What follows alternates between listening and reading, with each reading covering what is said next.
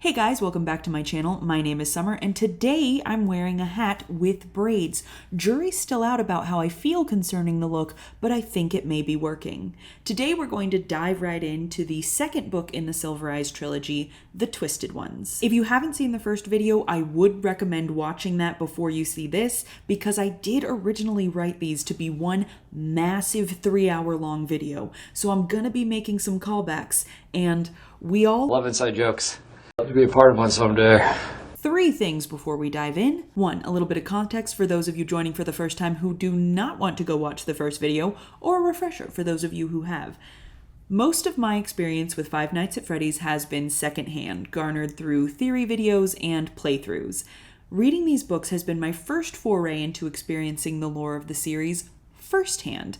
And so this is not a video where I'm making theories. I am instead breaking down the story, picking out the details that I find interesting that support or help me understand elements of the lore that I've heard about before. Maybe I'll try theorizing one day, but I think I have too much to catch up on to even try dancing in those waters yet. Because if this is Singing in the Rain, I'm Gene Kelly taking out an umbrella. This is not the time for me to sing my aria, all right? Oh. Number 2, while editing this video, the news dropped that MatPat is retiring.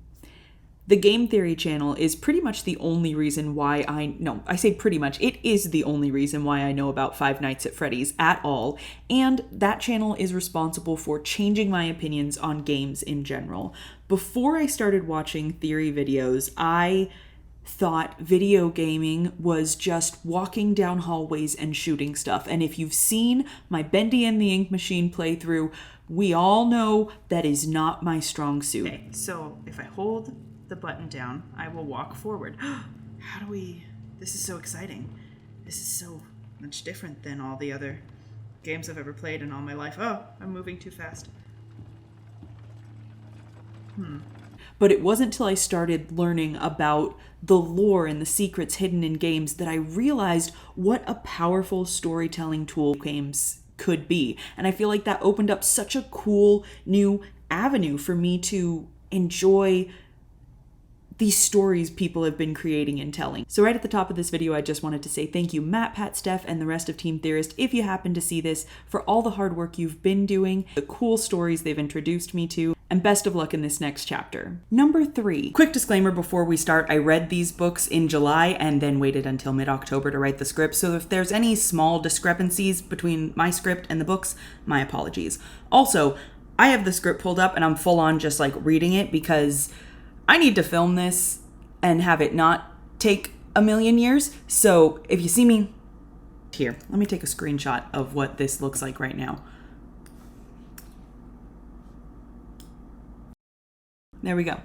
My apologies. I filmed this across several days with a lot of different outfit changes. So if I'm suddenly wearing different clothes, don't worry about it. Without further ado, let's dive right in. I should be quieter because I live in an apartment with thin walls and people will get mad if I am loud.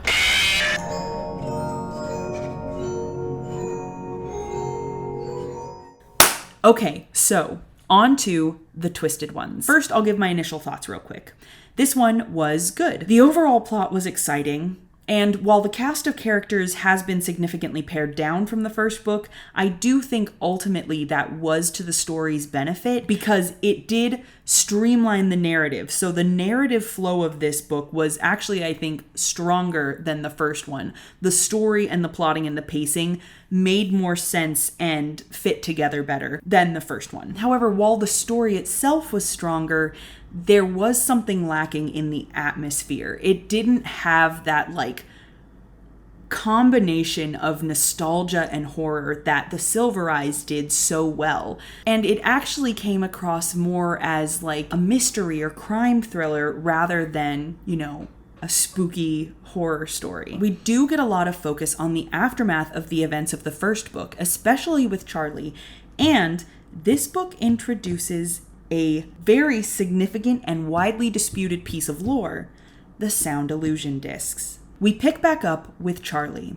A year has passed, she's now in college, following in her father's footsteps and studying robotics. The story actually begins with her in class, listening as her teacher gives a lecture on artificial intelligence and consciousness that serves as, a little metaphor, a little sampler, a little appetizer for the table, a spinach artichoke dip perhaps, made out of cream cheese, parmesan, spinach, and some pretty big revelations that are gonna come to light in book 3. She's listening, taking notes, but is ultimately pretty distracted because she's been having these reoccurring dreams or nightmares about her twin brother Sammy. Dreams in which she feels like she's dying. Really realistic feelings of dying almost makes it seem as if she possibly has experienced that before, but that would be crazy. That would be a crazy thing to think.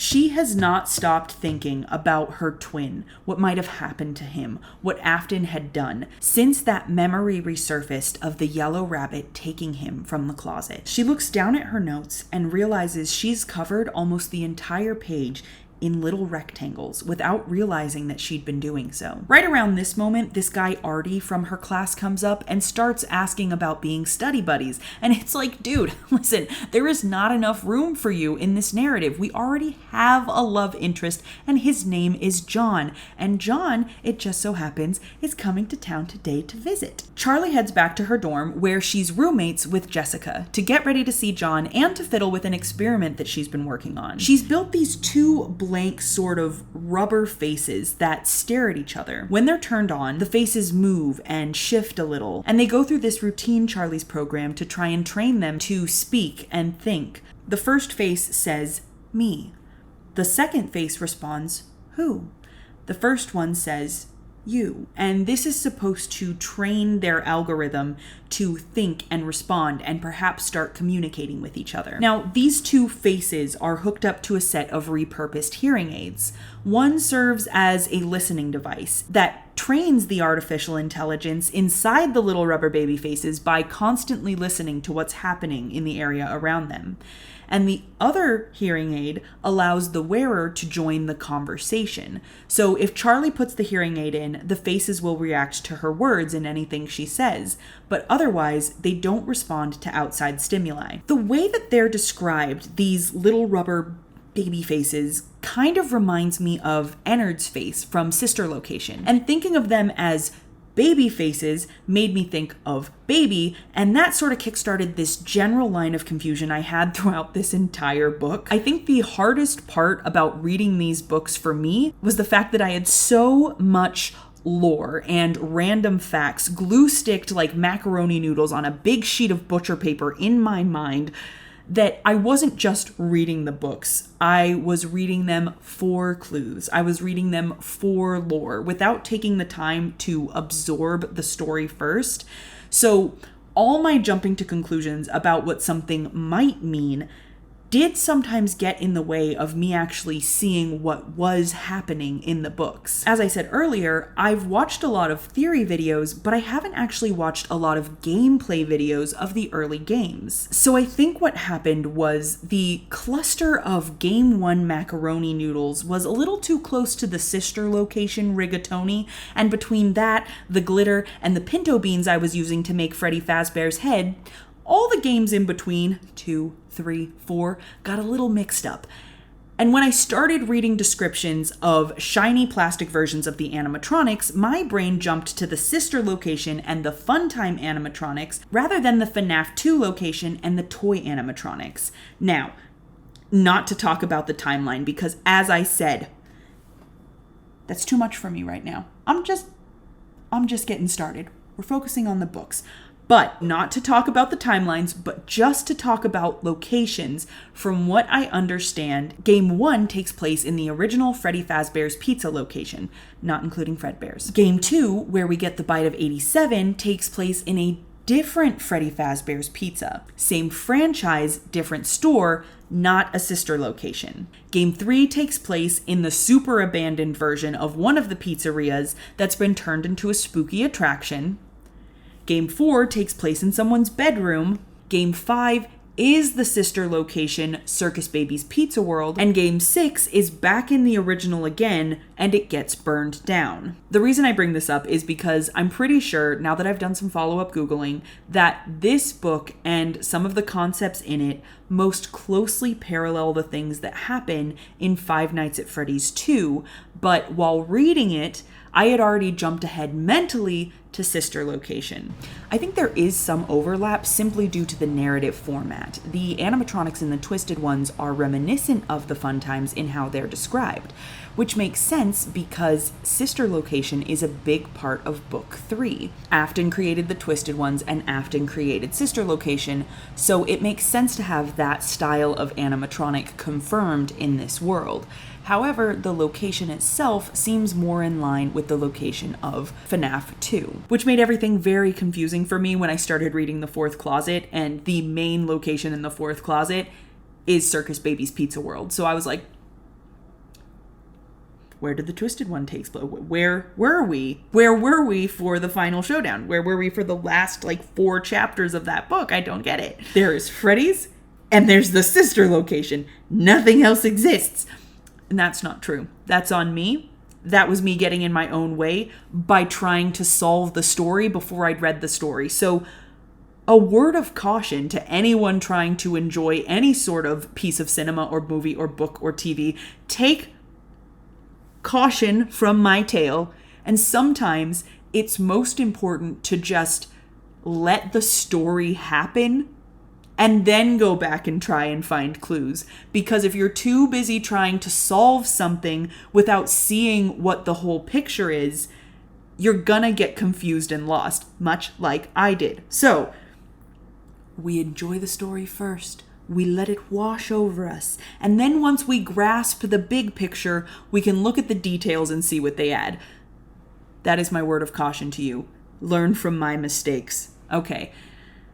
Now that we're all on the same page and we've spent a significant amount of time looking at the beautiful macaroni art in my mind, I will get back to the story and the little rubber baby faces that are not little baby faces. Right now, Charlie's experiment serves as an eerie metaphor for where she is post-Silver Eyes. She's driven in her studies and in this experiment in a way that is isolating. She's consistently having nightmares. She seems to be losing time, and she can't stop drawing little rectangles on everything. I've spent a lot of time on this experiment, these faces and the modified hearing aids that go with it, but they will be important later on. I ask that you tuck them away in the same place you stored Theodore, the purple rabbit. Speaking of Theodore, the purple rabbit, he does make a quick cameo in this book as a harbinger of Charlie's declining mental space. She's not doing great, and after starting school, she went back to her childhood home and got Theodore, something her father had lovingly handcrafted,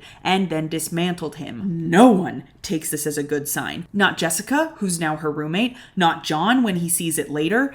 They all know how important Charlie's father is to her, and to see her take apart one of his first creations is jarring. But she didn't do it out of spite. She did it to understand how it works, and through that, perhaps better understand her father. She reused the parts as well to make the experiment, and she feels like her father would be proud of her for that. So now Theodore is nothing but a distressing purple rabbit head that is worrying all her closest friends. I ask you to now place Theodore back where you were storing him, as he still has a part to play. So Charlie covers the little talking faces with a sheet and goes off to meet John. In the intervening year, he'd opted to go into construction rather than go to college, and had been working on Charlie's street ever since a huge hurricane had blown through the town of Hurricane, and hit the area of town where her childhood home was with particular ferocity. She hasn't had it in her to go back and check on what's left, and he tells her that it's pretty bad. Also, I think they have to mean that it's just a big storm, because we are in landlocked Utah here. We're in landlocked Utah, and you cannot have a hurricane in Utah. I just don't think that's possible. Are hurricanes possible in Utah? Utah doesn't ever get hit by real hurricanes, as it is too far inland. All it ever receives are occasional rainstorm from hurricane aftermaths. However, Utah does have its own town named Hurricane in the Southwest. Okay, so I'm correct. What I think they mean is a big storm. Maybe. But even then... So Charlie and John are hanging out, laughing it up, and John particularly notes that Charlie's appearance has not changed. At all. Not a single element of Charlie's appearance has changed. He also lets her know that he's single. He used to be dating this girl named Rebecca, no connection to the game lore as far as I can tell, but he didn't want anything serious with her. And then he asks Charlie out on a date. This is big news for fans of John and Charlie. We're all rooting for you two crazy kids. I sure hope nothing bad happens. Clay Burke, the chief of police, calls. He's got something he needs Charlie to see. So Charlie drives out to meet him in a random field that's usually used to grow crops and provide the gentle whisper of wind through the grass, but today it's putting on a special little performance as a crime scene. In the field is the body of a dead man, and the dead man is covered in some eerily familiar wounds. Chief Burke called in Charlie as the world's foremost living expert on springlock animatronics. Without really thinking about it, another clue to her current headspace, Charlie touches the dead body, and whoopsies, she gets blood on her hands. This is the first in a string of events wherein Charlie contaminates crime scenes with the full approval of the chief of police, but yep, it's exactly what Chief Burke feared. This guy's been spring-trapped. This is very distressing for Charlie because the only other expert on spring locks, William Afton, died by her own hand. And by died by her own hand, I mean she set off the spring locks and the suit took care of the rest, but you remember this because you watched the first video on the Silver Eyes, so we're on the same page. Twist, however. I always come back. Chief Burke tells Charlie that Afton's body went missing and the blood found at the scene was fake. And if that raises a question in your mind, you worry. It raised questions for me too. And I can't remember if they're answered. I don't think they are. I don't think they're answered. With that distressing news in mind, Charlie heads back into town to meet up with John for their date. She's a little bloody and a smidge distracted, but she and John go to see a movie called Zombies vs. Zombies, which, in terms of fake movie titles, I'd say is on par with Face Punch, or really any of the movies mentioned in Twilight New Moon. Love spelled backwards is love. How about face punch? Face punch? Face punch. Yeah. Punch faces. So, face punch, huh? Face punch, huh? And the choice of calling it Zombies vs. Zombies feels significant. Like it's thematically important somehow. The date is a little rocky, but overall, it's pretty sweet. I hope nothing bad happens. Charlie goes on a drive to clear her head when she notices a bunch of birds circling in a field. So she goes to investigate, because why wouldn't you? And it's another spring-trapped body, only this time the body is of a girl that is her age, with brown hair, like she has, and whose face looks a lot like hers. Oh. Because this book is set in 1996, when I was 3 years old, young Charlie has no cell phone, so she has to drive to the nearest gas station where a little punk cashier says, "To use a phone, you have to buy something. How about an ice cream?" So Charlie goes to the back of this crusty, grimy, run-down gas station, and the attendant's still, staring at her, and she makes it to the ice cream machine, which is one of the ones with, the lids that slides open, and the attendant's, still staring at her. So she grabs the lid, slides the lid open, and Foxy jumps out at her. Oh my gosh. I can't believe you caught me while my hair was still, it's setting. I just, what are you doing here? It's been a while. Hey, how's it going? Technically I'm decorated for Christmas. Tomorrow is New Year's Eve. A lot of time has passed since my last video. I finished unpacking my apartment and I have all my pictures hung up and stuff. Very beautifully. There's my cat. Christmas has happened. I got a pair of white tennis shoes. Very excited. I saw the FNAF movie. It was great. But let's finish this, shall we? I did not intend to take such a big break, but here we are. Here we are. Foxy jumps out at her. No, he doesn't. It's a taxidermied coyote head, and it's another sign of her not great mental space that her brain immediately jumps to our favorite animatronic pirate fox. But the attendant, he's over there, he's laughing up a storm, he's yucking it up, he's chuckling.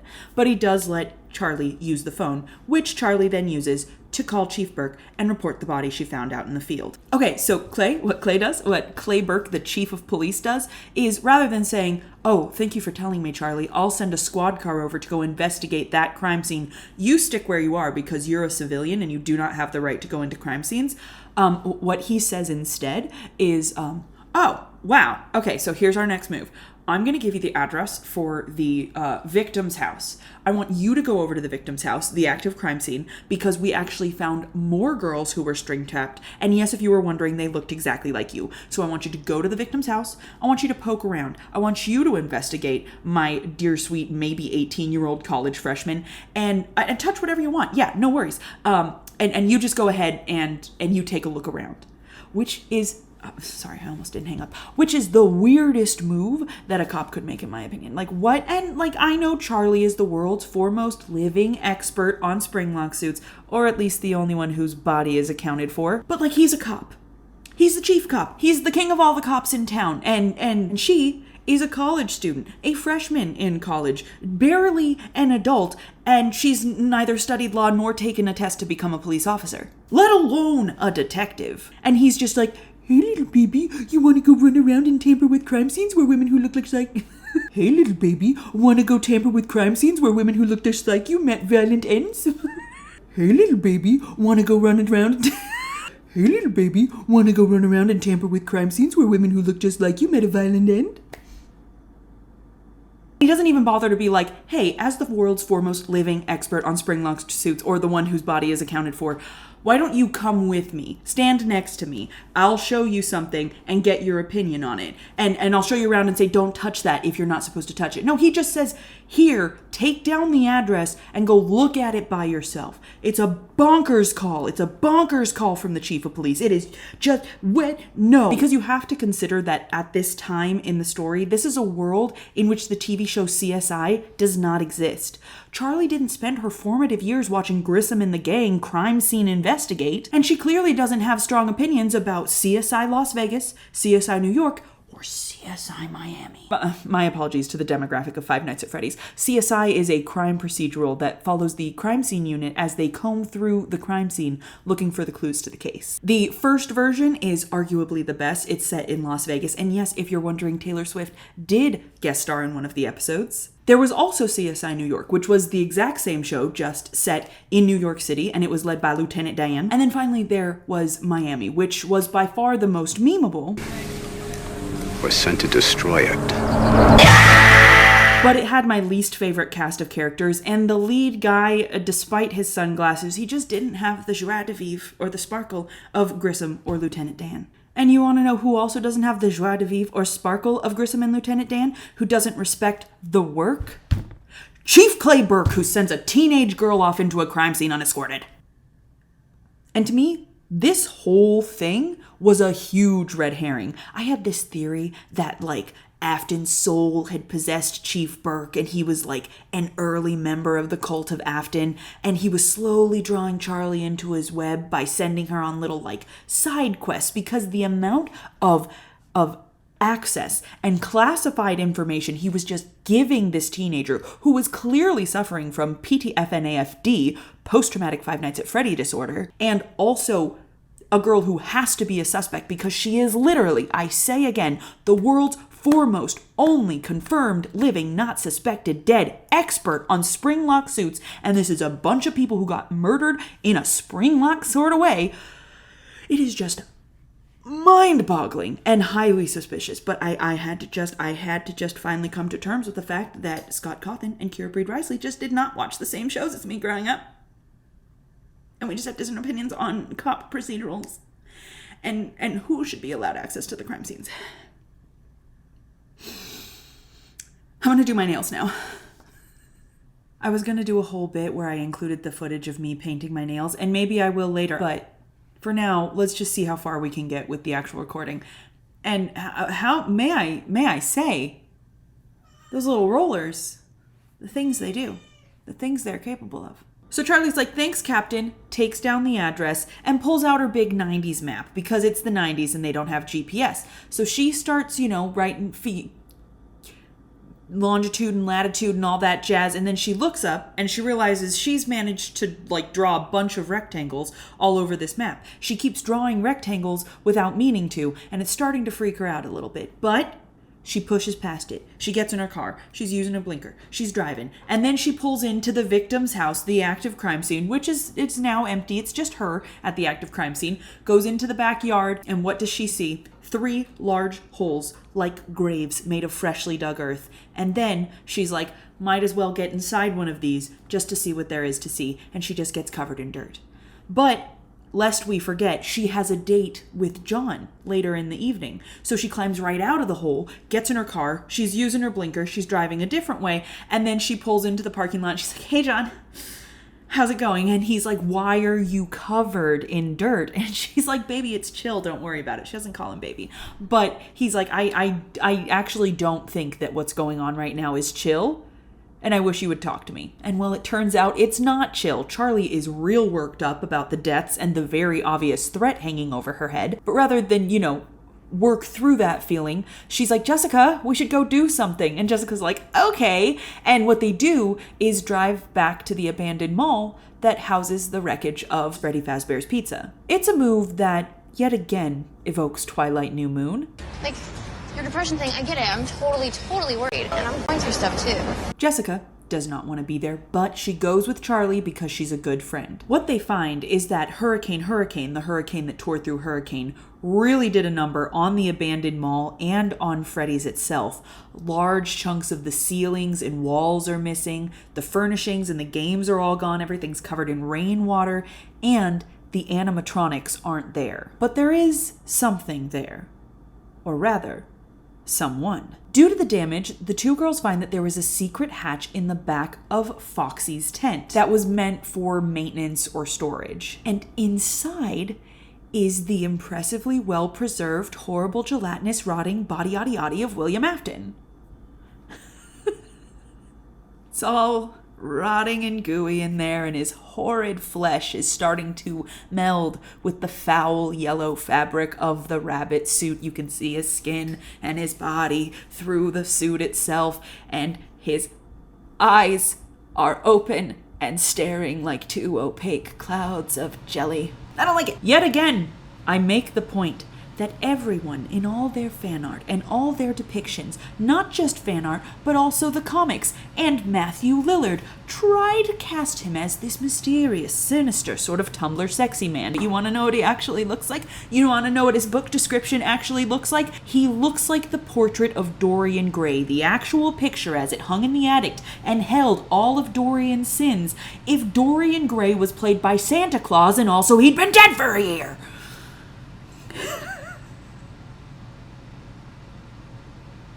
And then, because they are teens in a horror story who don't seem to realize that they should treat this like a crime procedural, they proceed to pull Afton's juicy body out of the closet to, I don't know, poke it with a stick after he had the courtesy of curling up in there and dying like a little rat.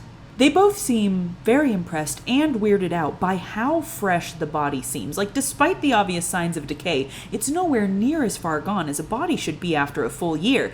And then they just leave the corpse there and head back to their dorm, having tampered with yet another crime scene and not alerting the proper authorities that they'd found the body of a wanted child murderer.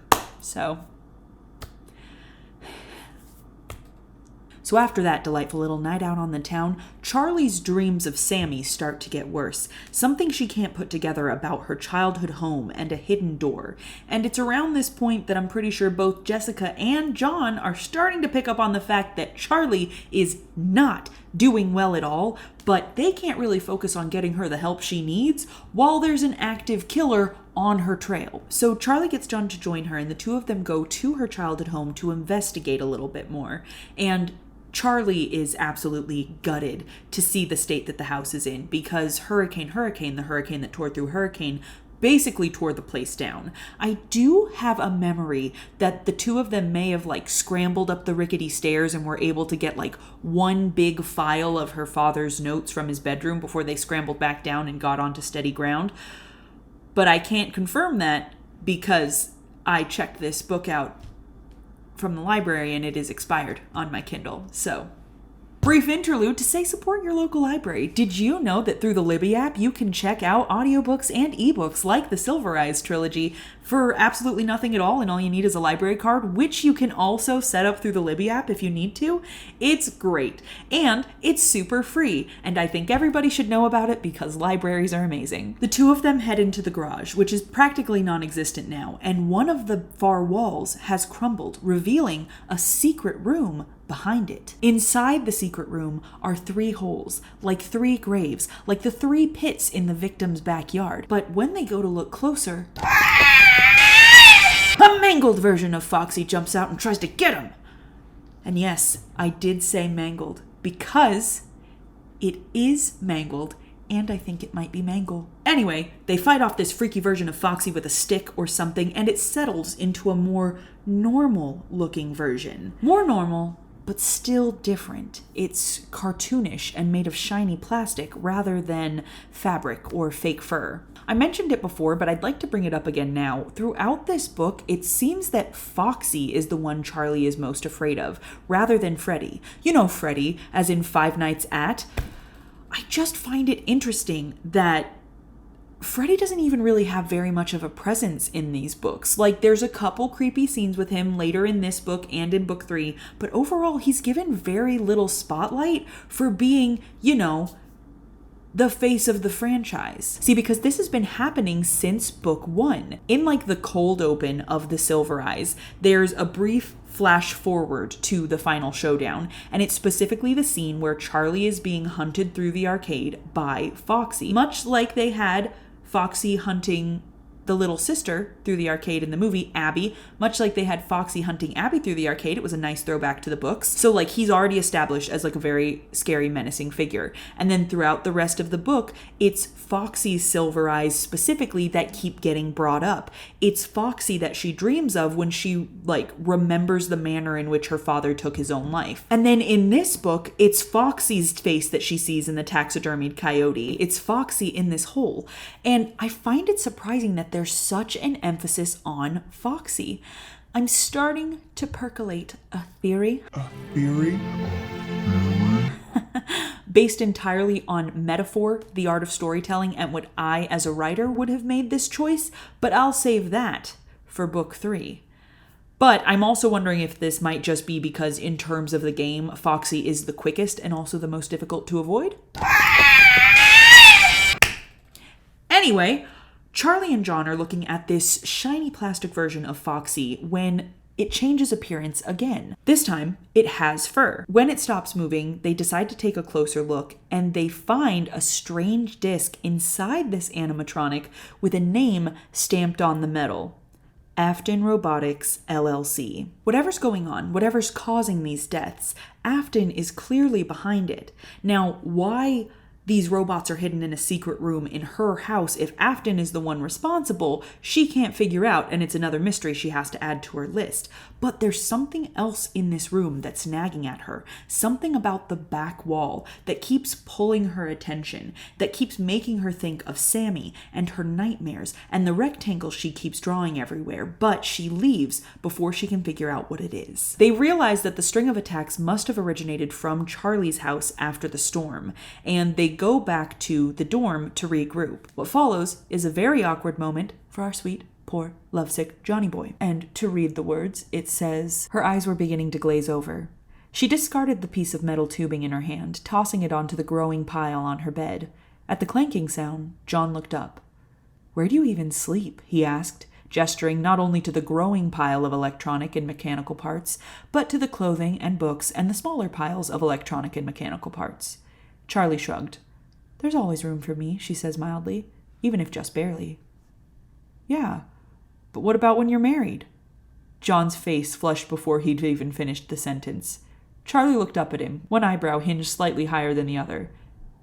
Someday, John said, hastily, to someone, else. Yikes! But it's sweet. John, Jessica, and Charlie pull out a map and begin to plot the location of the attacks. What they find is that whatever crawled out of that hole has been moving in a straight line from Charlie's house towards Charlie's school, spring-trapping up young women who look like Charlie along its way. Based on this information, the trio figure out where the next attack might happen, and they head over there with Chief Clay Burke. And boy, oh boy, are they right. 3 massive animatronics come bursting out of the earth in an attempt to wreak havoc. What they've been doing is they've been burying themselves each day to avoid being seen, and then crawling out of their graves like zombies. See, they watched the movie Zombie vs. Zombies. I knew it was significant. I knew. Clay is shooting, the kids are trying to distract, but one of the animatronics, a wolf, a prelude to Roxy, perhaps, manages to attack a brown-haired woman in one of the houses. Around this point in my notes is where I was starting to realize that there was perhaps not some greater conspiracy concerning Afton and Chief Clay Burke.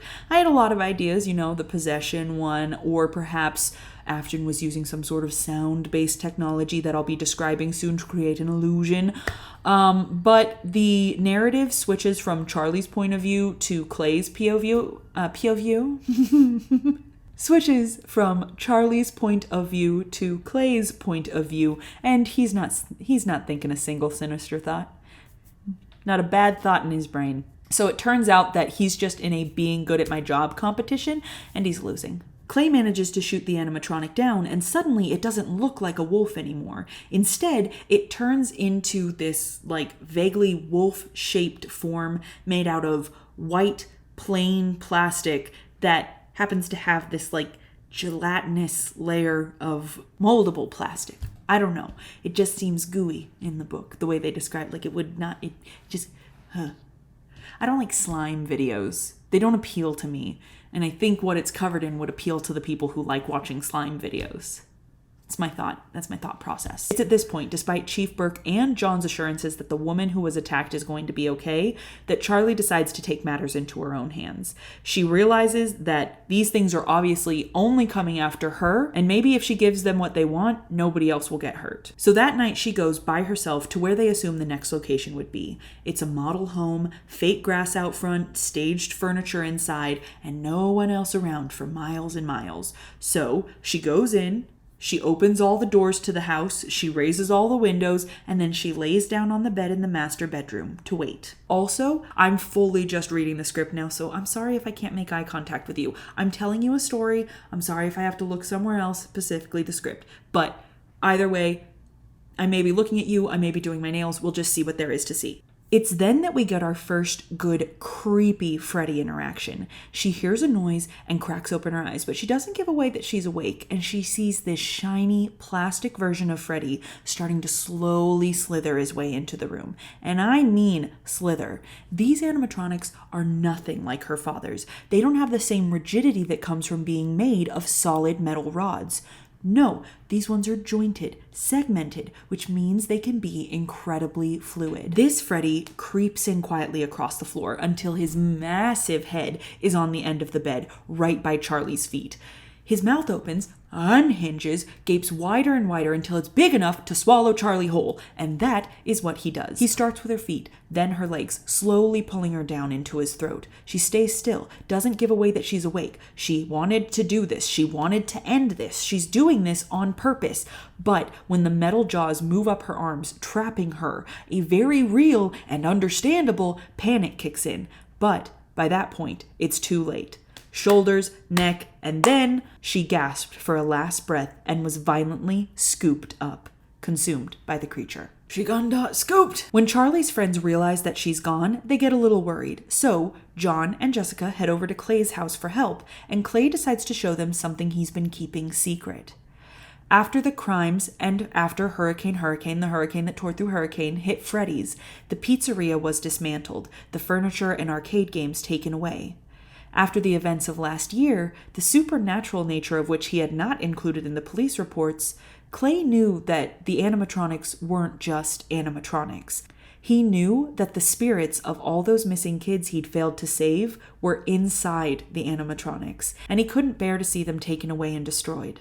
So one night he got a truck and he loaded these giant, heavy animatronics in the back and then snuck them into his basement to keep them safe, to protect them from harm the way he hadn't been able to before. For the past year, the animatronics had lain dormant, lifeless. Maybe even the souls were gone. Now in the games, there's an 8-bit minigame called The Happiest Day, where your character gives cake to 4 children, each one wearing the paper mask of one of the animatronics: Freddy, Foxy, Chica, Bonnie. You get the drill. Only after each child gets cake, after each child finally gets to finish the happiest day that was stolen from them all those years ago, are the spirits trapped inside the animatronics finally set free. In the Silver Eyes, it's established that the children are almost trapped inside their happiest day. They're unable to complete what should have been a happy day and go home. But even though they're still somehow stuck in that celebration, they're also aware that something bad has happened. They're confused, frightened of any adult, anyone not in a suit like theirs, who might cut their happiest day short again. Simply removing them from the pizzeria isn't enough to release them, and if they're still in there, then they might be the only ones that can help. At least that's what Clay is thinking when he takes John and Jessica down to his basement and shows them Freddy, Bonnie, Chica, and Foxy. They look odd and out of place in this normal-looking basement with their withered, and yes, I did say withered, fabric suits, showing just how long these little souls have been left abandoned. These children could have been John and Jessica's friends. They should have grown up along with them. They should be in college too, or getting jobs, or going on dates, or laughing, or driving, or stepping on crunchy leaves, anything other than being left unquiet and alone in the dark for a decade. They should have been alive, not trapped inside the bones of a machine. John and Jessica had been friends with Michael. His Golden Freddy suit wasn't here, but a year ago he told the other missing children that his friends could be trusted. And when John and Jessica see these animatronics, they're hoping that they still remember what Michael said. So John and Jessica start talking to the suits. The suits don't move, they don't respond, but John and Jessica keep talking anyway. They explain what's happening. They explain that Charlie's in danger. They explain that Afton might be responsible. And, at the name Afton, one of the animatronics twitches. So they keep going. They start asking for the animatronics' help. Silver lights start to glow in the animatronics' eyes as the little souls wake up until the animatronics are up, standing, and walking. So John, Jessica, and Clay, the trio, they are following behind the animatronics as they make a straight line through the darkened streets, through the woods, and leading them, they hope, to Charlie. Charlie, meanwhile, finds herself at Freddy Fazbear's Pizza. At least that's where she thinks she is. She can tell from the posters that's where she's supposed to be, but it's not her Freddy's. There are some little differences, like the walls being blue instead of red, or the fact that almost everything looks brand new, but is still covered in dust. But then there's also big differences, such as the huge, horribly contorted animatronic animals that are perched on the top of every arcade game. Look at this picture. It says clowns, so I wasn't completely crazy for thinking this was Circus Baby's Pizza World. Some of their faces were animals, and some seemed to be painted like clowns. Others appeared disturbingly human. So that's not on me. It's not on me for trying to put together context clues. When Charlie realizes that the animatronics on top of the arcade machines don't seem to be paying attention to her, or even seem to be active, she decides to start looking around. Charlie's wandering through this new version of Freddy's, or this new but still abandoned version of Freddy's, and in one of the rooms, she finds this water feature, like a fancy waterfall, that, when I read the description of it, reminded me a little bit of Monty's Gator Golf.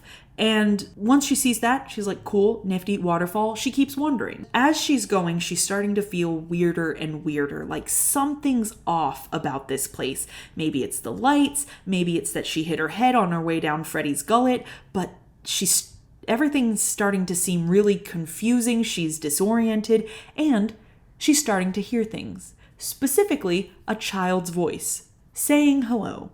It's Balloon Boy. He's a little wooden guy with a greeting and an offering of balloons, which sounds sweet, but it's not, because upon meeting Balloon Boy, Charlie starts having a full-on mentee bee.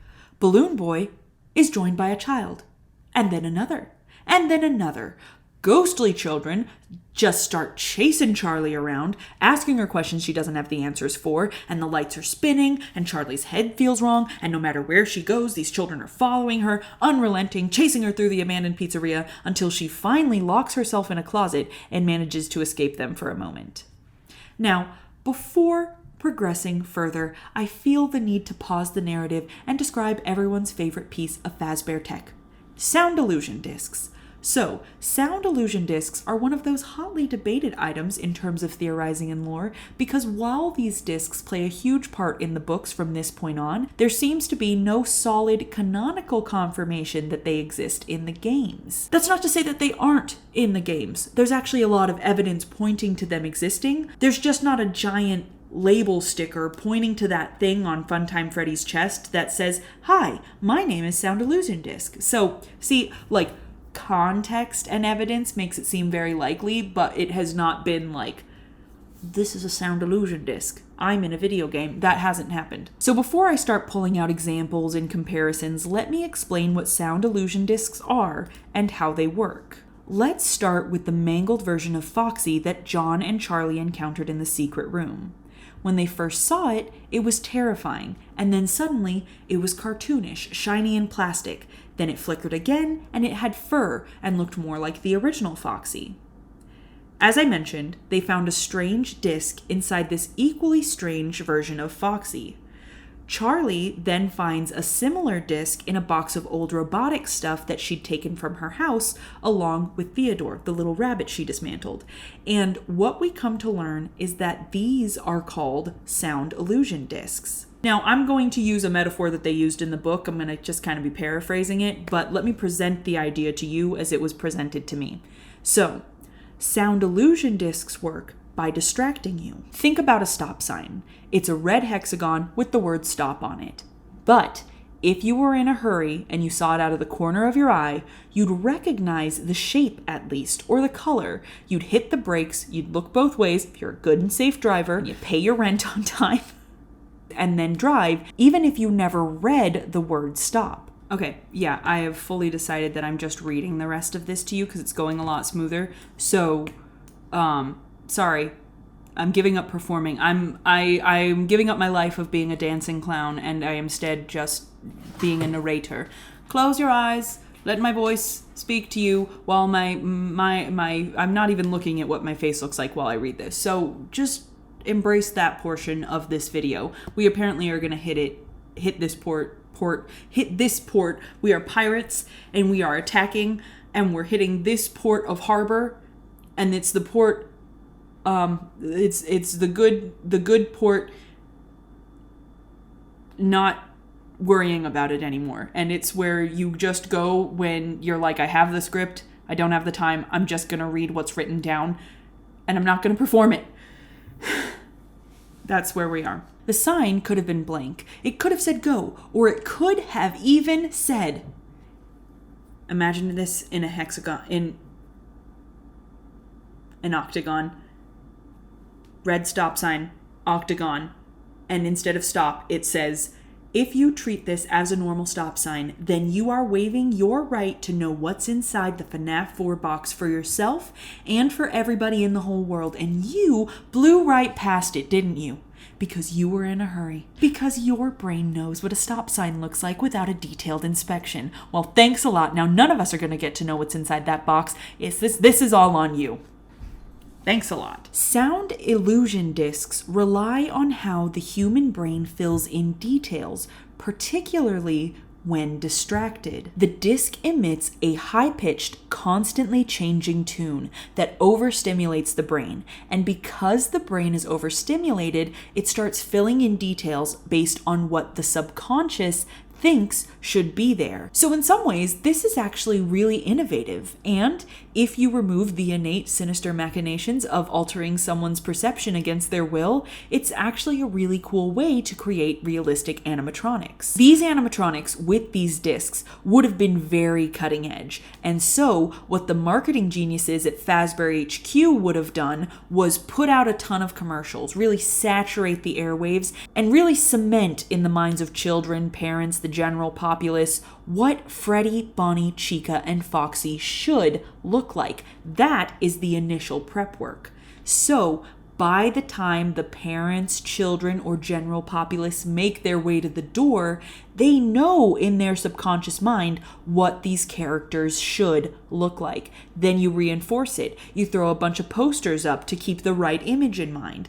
That way, when the sound illusion discs start up, sending out that high-pitched tone and overstimulating the mind, everyone inside the pizza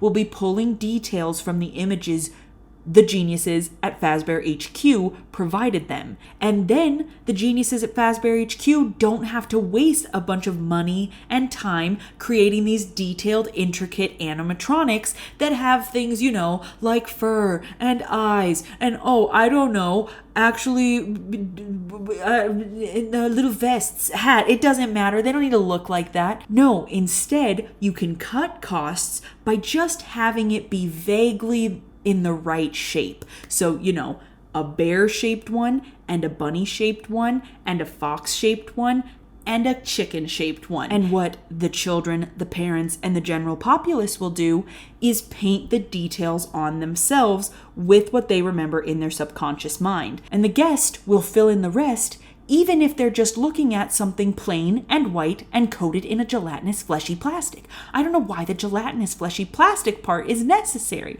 but apparently it is.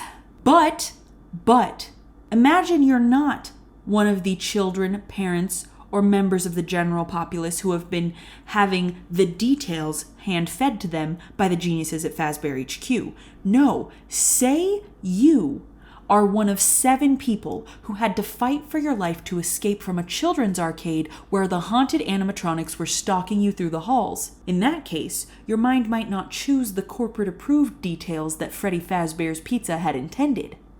If you had seen how monstrous an animatronic could be, you may see a bunch of animatronics rising from shallow graves as monstrous.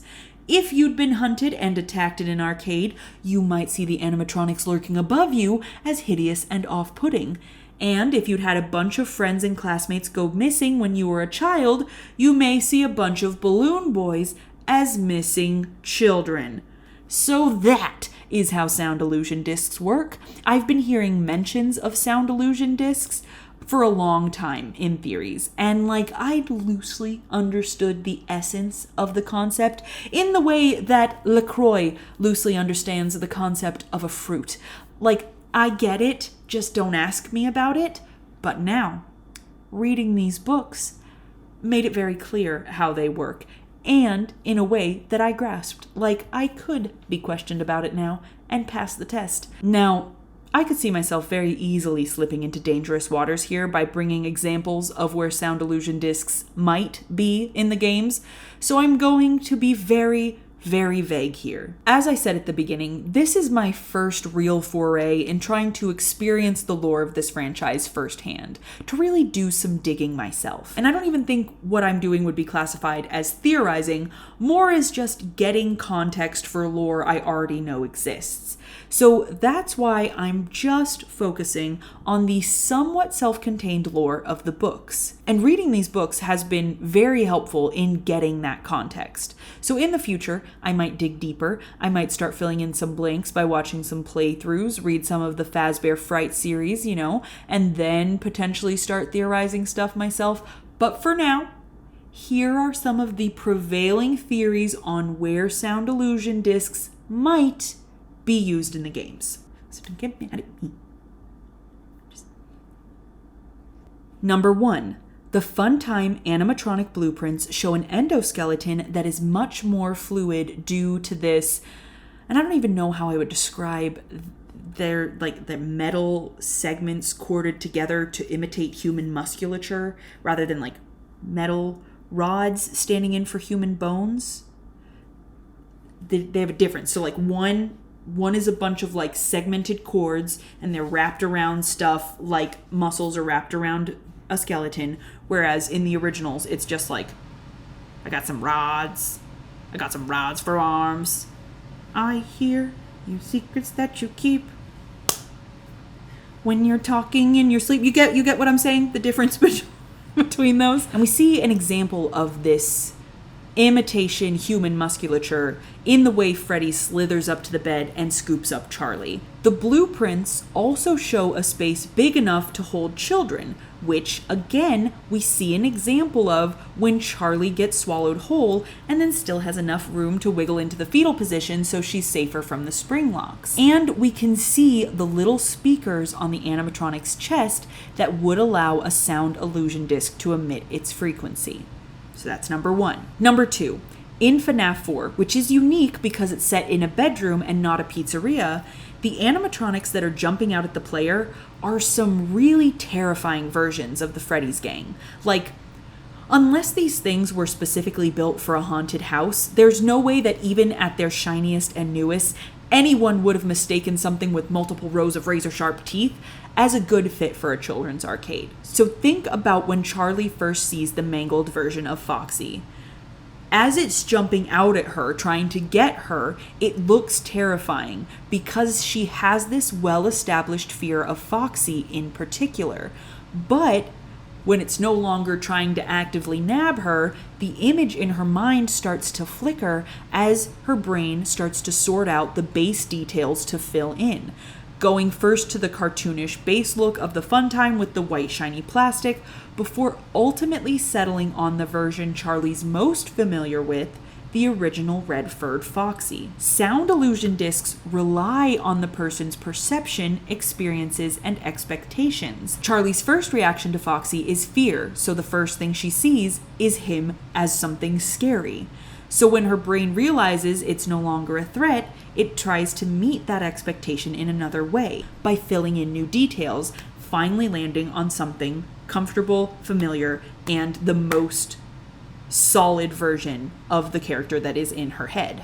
All this to say, one of the popular theories is that FNAF 4 is from the point of view of the crying child, who was the victim of the bite of 83. I think there might also be a theory that it's from the point of view of Michael Afton, who may be the crying child's brother. If it is in the crying child's room, then you might ask, what's an animatronic doing in his room in the first place? In which case, I say, maybe it's a misguided attempt to send in a beloved character that the child adored in an attempt to comfort him, and simultaneously test out some dubious new tech, only to have the little baby see a version of Freddy with a million teeth, because that's the kind of detail a child's mind would provide if said child had just gotten bitten on his cranium by Freddy Fazbear.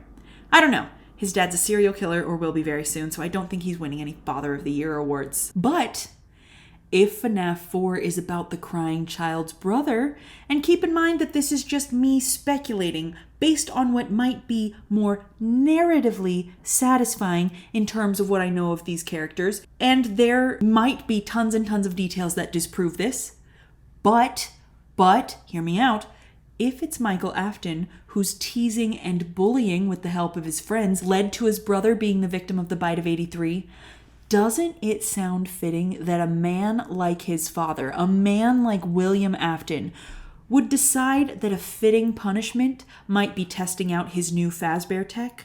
Papa may have not even realized how effective it would be. He might have just been hoping to haunt his son with a regular reminder of his past sins by parading his animatronics through the room in the middle of the night, without even realizing that his son's guilt would turn it into something nightmarish. But again, that's just based loosely on things that I've heard, things I know about the characters, and my own understanding of Fazbear tech. I may be way off base, but it makes sense. 3. And the final theory I'd like to mention is Vanny in Security Breach, who, in the game Security Breach, is known to mess up cameras or visual processing systems, #TeamRobotGregory, of anyone who might be nearby. If this disruption is caused by a sound illusion disc, it may be turning what seems to be a cloth rabbit suit into something more visually impressive for any humans in the vicinity. But for cameras and for animatronics, that high-pitched frequency, rather than overstimulating the brain, would simply mess with the image being processed. And we actually see evidence of that in Book 3. I'll get to that later. That covers sound illusion discs. Let's get back to the book. John, Jessica, and Clay follow the animatronics, the sad, sweet, poor little baby animatronics. They're just little kids, and they're all withered now, and they're sad, and they spent so long alone in the dark. They bum me out if I think about them too much. All 6 of them arrive at this abandoned, weird second location, Freddy's.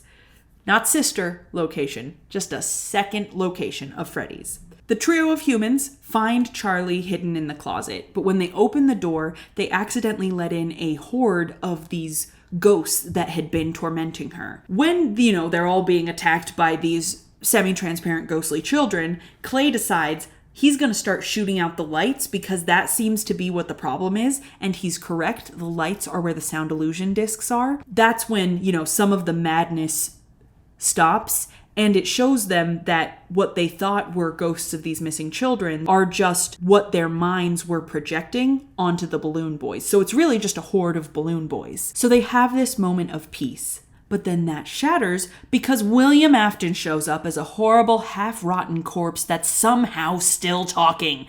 And they're like, Dave, the security guard? And he's like, mm-mm-mm. And then they're like, and I quote, William Afton then? Of Afton Robotics? Wrong again, he hissed. I've accepted the new life that you gave me. You've made me one with my creation. My name is Springtrap. The man who had once been Dave cried the name with hoarse glee. Then he scrunched up his gnarled face back into a glare. I'm more than Afton ever was, and far more than Henry. Well, you smell terrible, Jessica quipped. Ever since Charlie set me free to my destiny, I've been master of all these creatures. So basically, to sum up, Afton, dying in his suit, essentially pulled an Uno reverse, and he did to himself what he had done to all his victims. And now, his soul is piloting the Golden Bonnie suit just in the same way that the kids can control the animatronics they were stuffed in. Unfortunately for everyone involved, his grody, rotten body still happens to be inside the suit, like not just stuffed in there in a little fetal position, but like in the arms, in the head. He's like full on in there.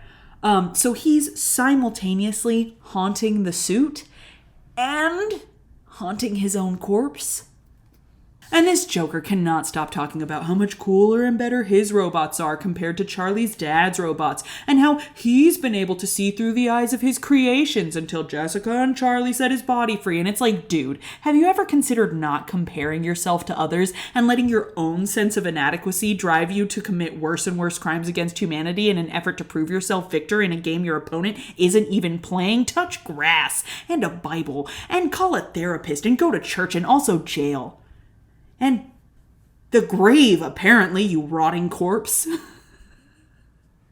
And then just to add insult to injury and make this moment even worse, he does the creepy, like, back of the hand face touch to Charlie in like a, and you set me free kind of way. And if I had my trash can here, I would vomit into it, because it's sickening.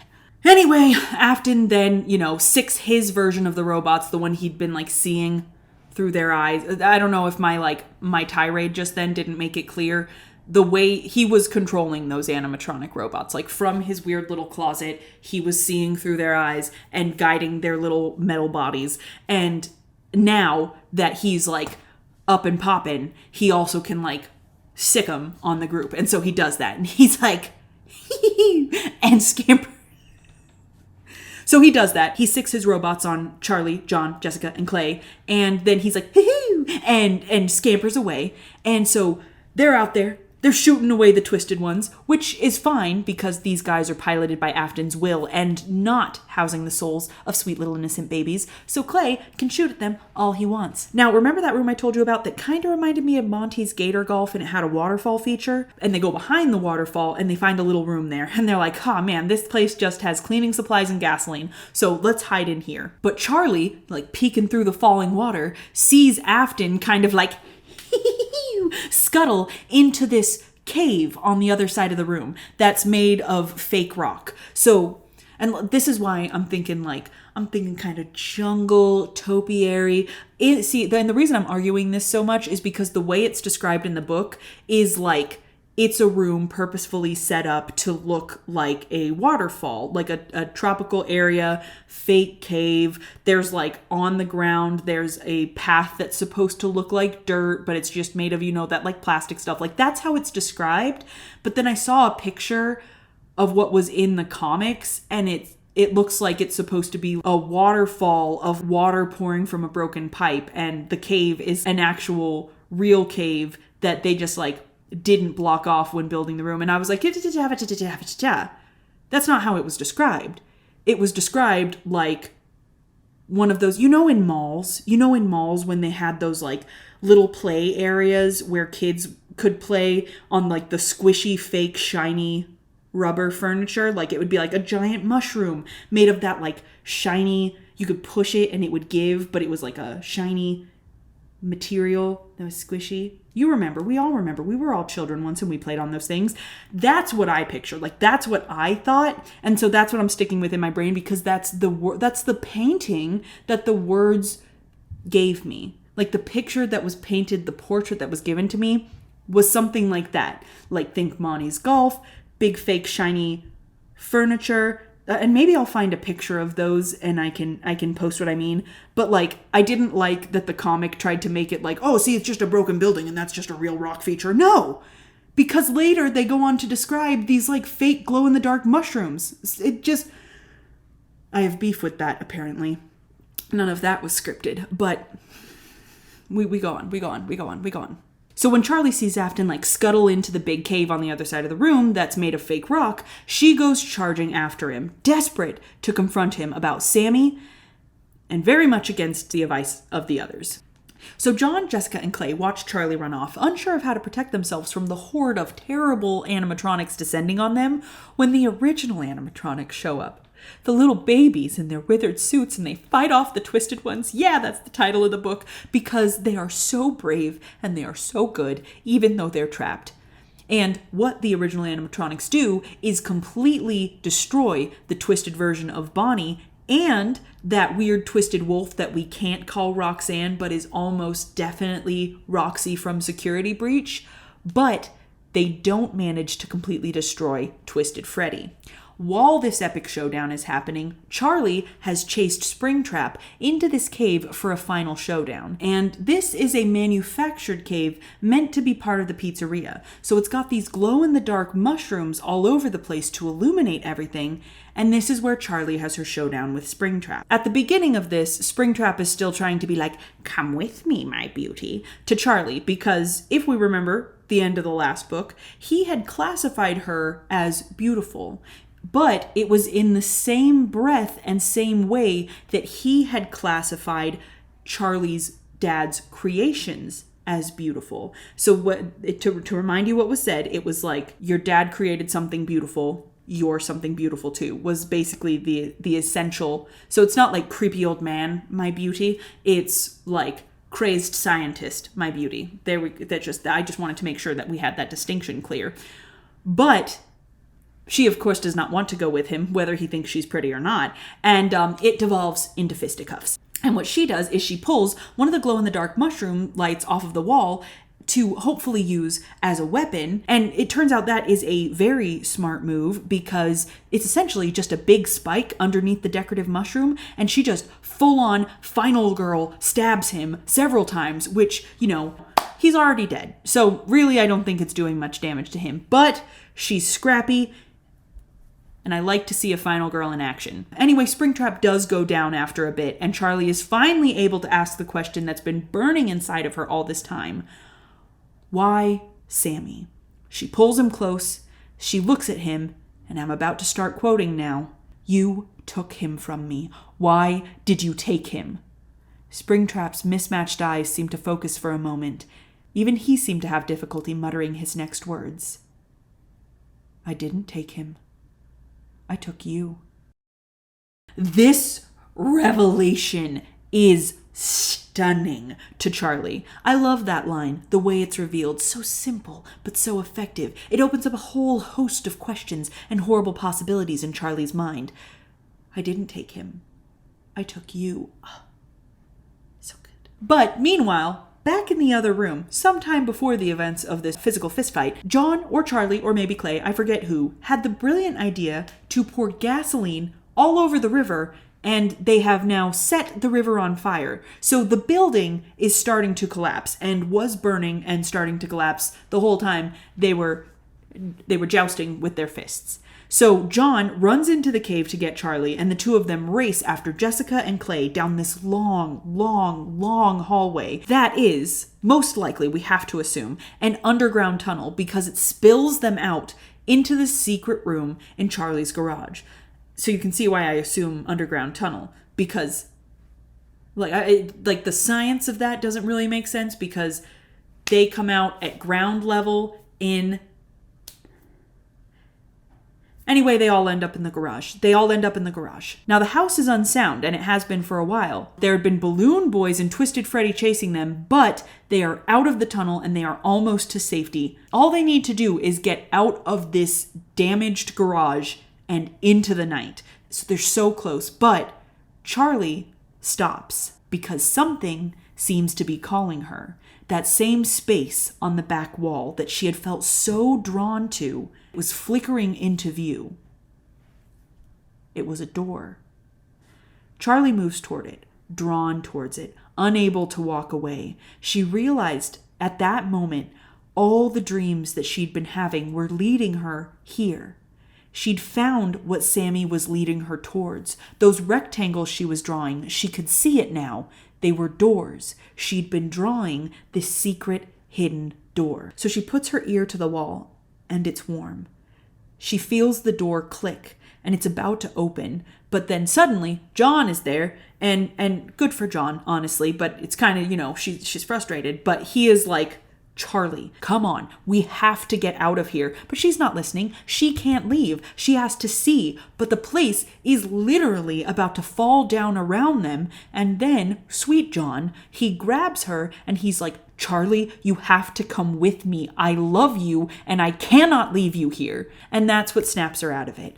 It's very, very sweet.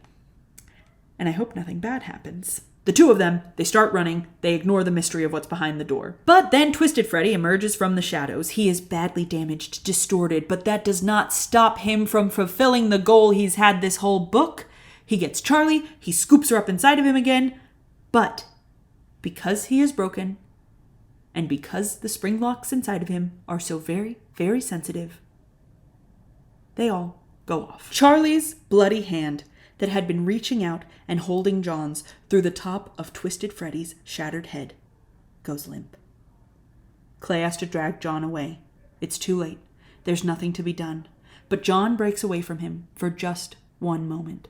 Just long enough to see a woman who looks like Charlie's Aunt Jen standing over the broken animatronic and Charlie's limp hand. The next day, Jessica and John are joined by Marla and Artie at the diner to go over what happened and to mourn the loss of their friend.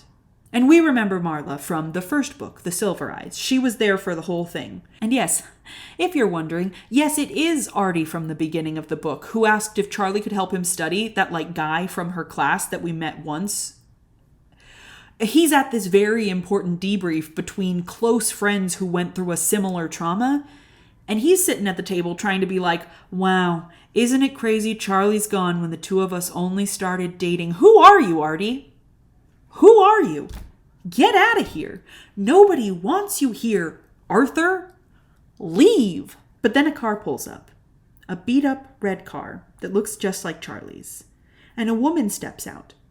She has long brown hair, she's wearing a red dress and combat boots. Jessica and Marla get up right away and run out to meet her. They seem to recognize this woman, but, and I quote, John watched for a steady moment, then turned away decisively, facing across the table with a grave expression. He didn't speak until Artie met his gaze. That's not Charlie. And that is The Twisted Ones. What an ending.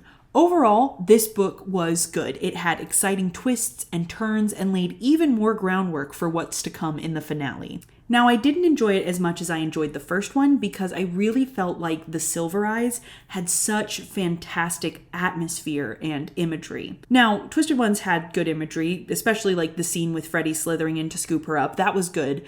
But it's like when comparing a horde of blue-eyed balloon boys versus that scene where Bonnie's massive head like turned to look at Charlie. Yeah. That, I think, is a bit more evocative in terms of terror compared to like, well, this short little guy on wheels. He's got a little hat with a propeller on it. Taking my chances with the tiny little guy I can punt. Like, come on. But what I did love was this journey we went on with Charlie, following sort of the effects of the first book and her struggle over her brother, and what we discovered with that final line from Afton. I didn't take him, I took you. But when we get into book 3, I'll go over that in a little bit more detail. Onward to the next one. The Fourth Closet.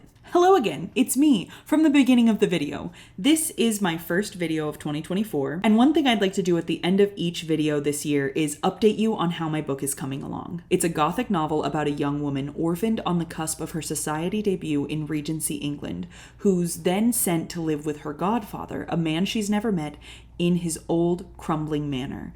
It's a place full of faded elegance, technological marvels, and a sinister mystery.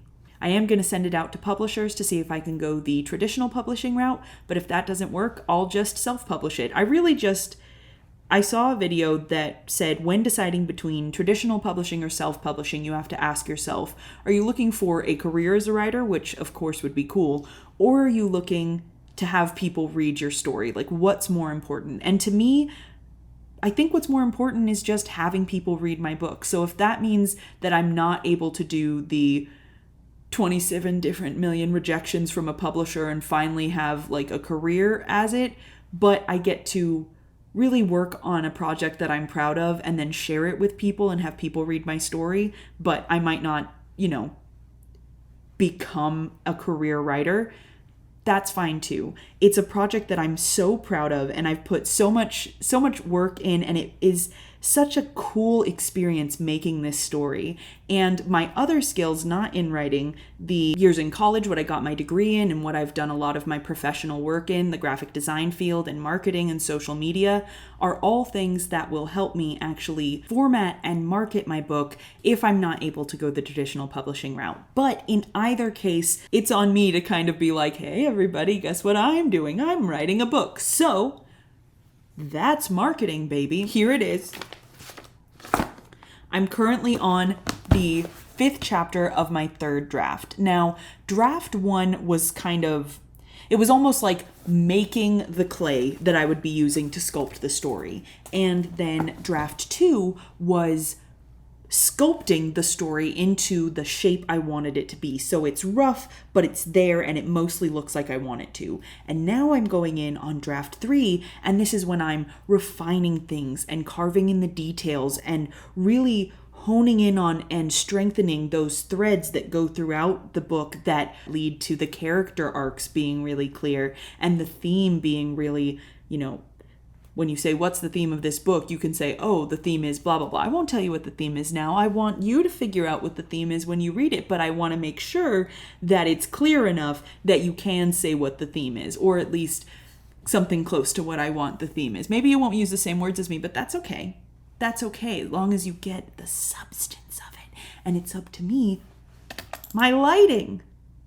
It's up to me right now to make sure that substance is clear. Anyway, I'm really excited about this book. I'm trying to get other people excited about this book, and if I'm making myself update how the progress is going, that's accountability, baby.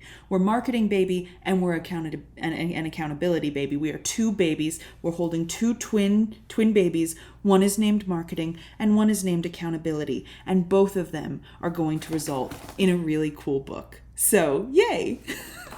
Anyway, that's all. This is the end of the video. Bye.